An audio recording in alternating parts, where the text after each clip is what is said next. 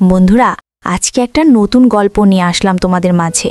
এটা সত্য এবং বাস্তব জীবনের ঘটনা। শেষ পর্যন্ত শোনার অনুরোধ রইল। শুনলে তোমার মন চলে আসবে। দেরি না করে চলো শুরু করা যাক। গভীর রাতে ঘুমের মধ্যে আমি অনুভব করলাম কেউ আমার সাথে যেন ভিন্ন রকম কিছু করার চেষ্টা করছে। এরকম পরিস্থিতিতে হঠাৎ করে আমার ঘুম ভেঙে যায়। আমি ঘুম থেকে উঠে দেখি খালা আমার সাথে কেমন যেন করছে। আমি বললাম, খালা, আপনি আমার সাথে কি করছেন? খালা আমাকে বলল, আমি তোমার সাথে কি করছি তুমি দেখছো না? তুমি এত কথা বলছো কেন? আমি যা করছি তুমি আমাকে তা করতে দাও। খালার ধমকে আমি খুব ভয় পেয়ে গেলাম। আমি বললাম, আচ্ছা ঠিক আছে খালা, তোমার যা মন চায় তা করো। তারপর হঠাৎ করে খালা যেন একটু উন্মাদ হয়ে গেল।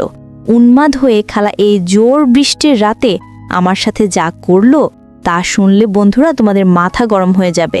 বন্ধুরা, গল্পটি অনেক অনেক ইন্টারেস্টিং। আশা করি গল্পটি শুনিয়ে তোমরা অনেক মজা পাবে। বন্ধুরা, তোমাদের নিকট আমার ছোট্ট একটি অনুরোধ, তোমরা দয়া করে আমার চ্যানেলটিকে সাবস্ক্রাইব করে আমাকে সাপোর্ট করবে। হ্যালো বন্ধুরা, আমি রিয়াদ। এটা আমার ছদ্মনাম। বর্তমানে আমার বয়স 25। আজকে আমি তোমাদের মাঝে যে গল্পটি বললাম তখন আমার বয়স ছিল 13 কিংবা 14।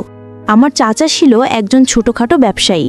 মাঝে মধ্যে চাচা যখন ব্যবসার কাজে বিভিন্ন জায়গায় চলে যেত তখন 3 দিন 4 দিন এমনকি 1 সপ্তাহ পর্যন্ত বাইরে থাকতো। যখনই চাচা বাড়িতে থাকতো না তখনই খালাদের বাসায় আমাকে থাকতে হতো। কারণ এক হচ্ছে খালার বিয়ে হয়েছে মাত্র বছর 2 হয়েছে, খালা এখনো কোনো সন্তানাদি হয়নি। 2 হচ্ছে খালা একলা একলা থাকতে অনেক ভয় পেত। চাচা যখন ব্যবসার কাজে বিভিন্ন জায়গায় চলে যেত, বাড়িতে আসতে পারতো না, তখন খালা একলা একলা রাতে থাকতে পারতো না, খুব ভয় পেত। আমাদের বাড়িটা খুব নির্জন ছিল। আমাদের বাড়িতে আর কোনো ছেলে মেয়ে ছিল না। আমার চাচা তো সবে মাত্র কিছুদিন হয়েছে বিয়ে করেছে, আর আমি আমার বাবার একমাত্র সন্তান। আমাদের কোনো ভাই বোন ছিল না। আমাদের বাপ চাচারা মোট 2 জন, আমার আব্বু এবং আমার চাচা। অর্থাৎ এক কথায় বলতে গেলে এই বাড়িতে 14-15 বছরের ছেলে যদি থাকে তাহলে শুধুমাত্র আমি। রাত্রে খালা যখন একা একা বাসায় থাকতো তখনই চাচাই আমাকে বলতো যে তোর খালা একা একলা থাকলে সে অনেক ভয় পায়। বাড়িতে তো আমাদের অন্য কোনো মানুষ নাই। তুই আমাদের ভাইয়ের ছেলে হলে কি আর আমার ছেলে হলে কি, তুই তো আমাদের একমাত্র ছেলে। তুই তো জানিস যে আমি একটা ছোটখাট ব্যবসা করি, আমাকে মাঝে মধ্যেই ব্যবসার কাজে বাইরে থাকতে হয়। যখন আমি বাইরে থাকি তখন তুই আমাদের বাসায় থাকবি, কারণ তোর খালা রাত্রেবেলা একা একলা থাকতে পারে না। আর তাছাড়াও তোর খালা প্রেশারের রোগী। আমি যখন বাড়িতে থাকবো না তখন তুই আমাদের বাসার গেস্ট রুমে থাকবি, আর তোর খালার কাছ থেকে টাকা নিয়ে যা বাজার সদাই লাগে সব কিছু করে দিবি, আর তোর খালা দেখাশোনা করবে, ঠিক আছে? আমি বললাম, ঠিক আছে চাচা, খালার যা যা বাজার লাগে সব কিছু আমি করে দেব, এ নিয়ে তুমি কোনো চিন্তা করো না। তারপর থেকেই বন্ধুরা, চাচা যখন বাড়িতে থাকতো না তখন চাচাদের এখানে আমাকে থাকতে হতো। খালা যেই রুমে থাকতো ঠিক পাশের রুমেই আমি থাকতাম। কিন্তু আমি যখনই চাচাদের রুমে যেতাম, অর্থাৎ চাচার এখানে রাতে থাকতে যেতাম, তখনই খালা আমাকে ডেকে নিয়ে যেত তার রুমে এবং আমাকে নিয়ে গল্প করত, অনেকক্ষণ টিভি দেখত। আমার খালা ইন্টারমিডিয়েট পর্যন্ত পড়ালেখা করছে, আর এইদিকে আমি ক্লাস 8-এ পড়তাম। মাঝে মধ্যে খালা আমাকে পড়াতো বটে, তবে বেশিরভাগই খালা আমাকে নিয়ে গল্প করত এবং বিভিন্ন রোম্যান্টিক মুভি দেখত। একদিন আমি খালার এখানে থাকতে গেলে খালা আমাকে বলল, বাবা রিয়াদ, আজকে তুমি আমার এখানে থাকবে। বাইরের যে ঝড় বৃষ্টি আর বজ্রপাত হচ্ছে তাতে আমি খুব ভয় পাচ্ছি। আমি বললাম, খালা সমস্যা কি? বাহিরে বজ্রপাত থাকলেও তো সমস্যা নেই, চতুর্দিকে তো বিল্ডিং, আপনার কোনো ভয় নেই। তারপরেও খালা বলল, বাবা রিয়াদ, তোমাকে আমি যা বলছি তুমি তাই করো। আমার আজকে খুব একটা ভালো লাগছে না, তুমি আজকে আমার পাশে থাকবে, তা না হলে আমার খুব খারাপ লাগবে। আমি বললাম, আচ্ছা ঠিক আছে খালা, তোমার যেহেতু খারাপ লাগছে তাহলে তো নিশ্চয়ই তোমার পাশে আমাকে থাকতে হবে। কিছুক্ষণ পর খালা আমাকে বলল, বাবা রিয়াদ, অনেক দিন ধরে তোমার সাথে আমার গল্প গুজব আড্ডাবাজি হয়নি, আজকে তোমাকে নিয়ে আমি অনেক আড্ডা দিব। আমি বললাম, খালা, আমি খুব একটা বেশি আড্ডা দিতে পছন্দ করি না। তারপর খালা আমাকে বলল, আজকে আমার সাথে তোমাকে আড্ডা দিতেই হবে। খালার অনেক জোরাজোরিতে আমি আড্ডা দিতে রাজি হয়ে গেলাম। তারপর আমি বললাম, খালা, আমি তোমার সাথে আড্ডা দিতে রাজি আছি, কিন্তু আমার একটা শর্ত আছে। খালা আমাকে বলল, বাবা রিয়াদ, কি শর্ত তোমার? আমি বললাম, খালা, আমার আব্বুকে আমি অনেক দিন ধরে বলছি আমাকে একটা মোবাইল কিনে দিতে, কিন্তু আমার আব্বু আমাকে কোনো মোবাইল কিনে দেয় না। খালা, তোমার সাথে আমি সারা রাত ধরে আড্ডা দেব, তুমি যতক্ষণ মন চায় তখন আড্ডা দেব, কিন্তু তোমাকে আমার একটি মোবাইল কিনে দিতে হবে। আমার কথা শুনে খালা হাহা করে একটা হাসি দিল। আমি বললাম, খালা তুমি হাসলা কেন? তারপর খালা আমাকে বলল, আরে রিয়াদ, এটা কোনো ব্যাপার হলো? তোকে আমি কালকে একটা মোবাইল কিনে দিব, কিন্তু আমার একটা শর্ত আছে, যদি আমার শর্তটা তুই মানতে পারিস। আমি বললাম, খালা তোমার আবার কিসের শর্ত? ঠিক আছে, যদি তুমি আমাকে মোবাইল কিনে দাও তাহলে তুমি যে কোনো শর্ত দাও, আমি মেনে নেব। তারপর খালা বলল, আচ্ছা ঠিক আছে, তাহলে আজকে রাতটা আমি যা বলি তোমাকে তাই করতে হবে। আমি বললাম, আচ্ছা ঠিক আছে, যদি তুমি আমাকে মোবাইল কিনে দাও তাহলে তুমি যা বলবে আমি তাই করব। এভাবে খালার সাথে কথা বলতে বলতে গল্প করতে করতে সময় কেটে যাচ্ছে, কখন তা বলতে পারছি না। গল্প করতে করতে আমি লক্ষ্য করলাম খালা আমার দিকে কেমনভাবে যেন তাকিয়ে রয়েছে।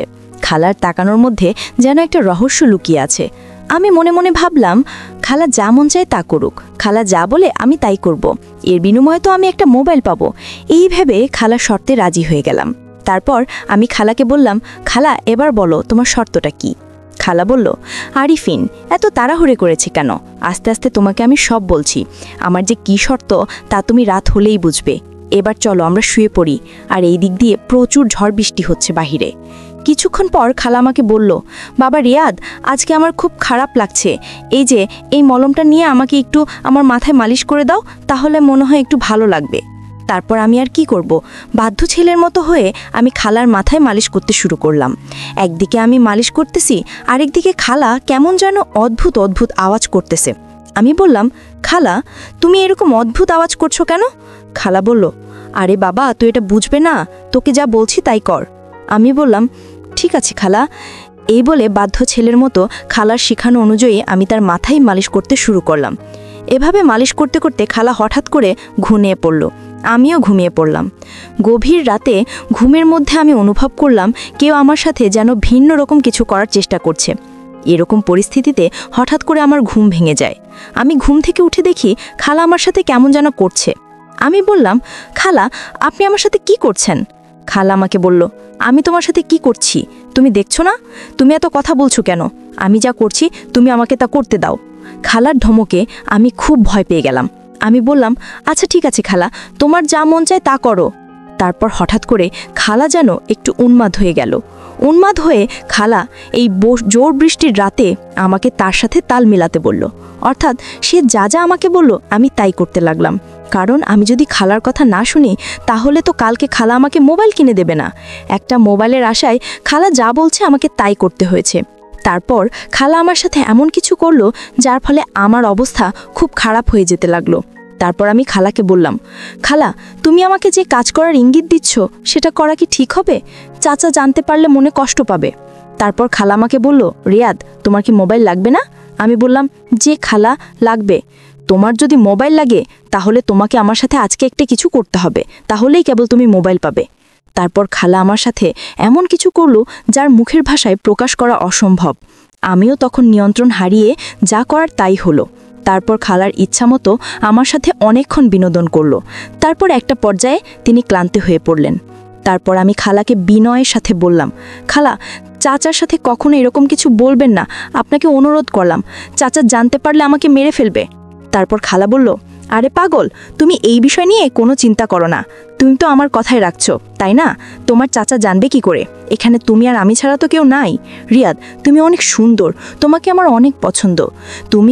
তুমি এমন একটা ছেলে, তোমাকে আমি অনেক ভালোবাসি, কিন্তু আমি তোমাকে কখনো বলতে পারি নাই। তোমাকে নিয়ে বিনোদন পড়া আমার অনেক দিনের শখ, আজকে তুমি আমার ইচ্ছা পূরণ করবে, ঠিক আছে রিয়াদ? বন্ধুরা, তারপর আমি আর কি করব? আমিও তো একজন মানুষ, আমারও তো কিছু না কিছু আছে। তারপর যা হবার তাই হলো। অনেকক্ষণ বিনোদনের পর ক্লান্ত হয়ে পড়লাম। বন্ধুরা, দিনটি ছিল আমার জন্য অনেক রোমান্টিক স্মরণীয়। বন্ধুরা, আজকে এই পর্যন্তই। আমি আবার আসব তোমাদের মাঝে নতুন কোনো গল্প নিয়ে। বন্ধুরা, ভিডিওটি যদি ভালো লাগে তাহলে একটি লাইক দাও। বন্ধুরা, এরকম ধরনের ইন্টারেস্টিং ভিডিও পেতে তোমরা অবশ্যই আমার চ্যানেলটিকে সাবস্ক্রাইব করে আমাকে সাপোর্ট করবে। পরিশেষে তোমাদের সকলের নেক হায়াত কামনা করি। ভিডিওটি দেখার জন্য তোমাদের সকলকে অসংখ্য ধন্যবাদ।